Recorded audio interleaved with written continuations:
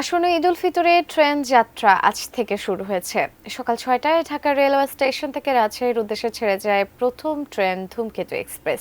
এ বিষয়ে বিস্তারিত জানাতে রাজধানীর কমলাপুর রেল স্টেশনে আছেন সহকর্মী রবিউল ইসলাম রবি।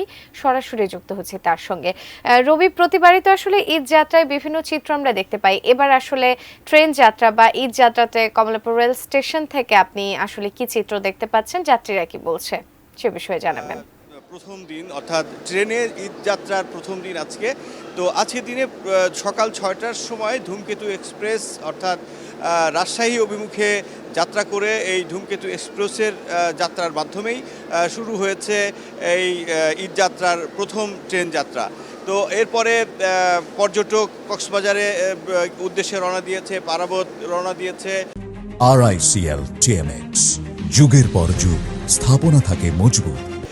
আরও বেশ কয়েকটি অর্থাৎ এখন পর্যন্ত মোট 10টি ট্রেন ছেড়ে চলে গিয়েছে, তবে কোনো প্রকার শিডিউল বিপর্যয়ের খবর আমরা পাইনি এবং এখানকার যিনি আছেন স্টেশন ম্যানেজার, উনি আমাদেরকে জানিয়েছেন যে শিডিউল বিপর্যয় এই পর্যন্ত হয়নি এবং সারাদিনের শিডিউল বিপর্যয়েরও কোনো সম্ভাবনা নাই।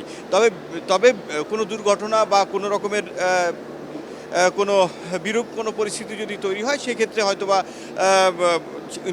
মানে কোনো একটা কিছু হতে পারে বা সময়ের কোনো একটা ব্যাপার হতে পারে। তবে উনি আরেকটা বিষয় যেটা আমাদেরকে নিশ্চিত করেছেন যে অন্য দিনের তুলনায় অর্থাৎ অন্য সময়ের অন্য বছরগুলোতে যেরকম ঈদযাত্রায় মানুষের যে ভোগান্তিটা ছিল সেই ভোগান্তিটাই এবার হয়তো যাত্রীরা পাবেন না।